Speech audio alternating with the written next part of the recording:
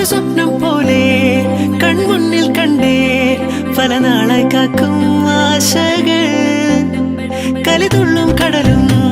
ഇരുളടയും കാടും വഴിയായി തീർന്നീ യാത്രയിൽ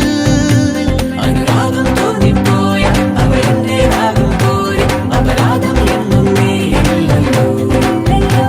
ഒരു ലക്ഷം കള്ളം കൊണ്ട് ഈ ലക്ഷ്യം നേടും നേരം അവൾ ലക്ഷ്മി ദേവിയായി വന്നിതാ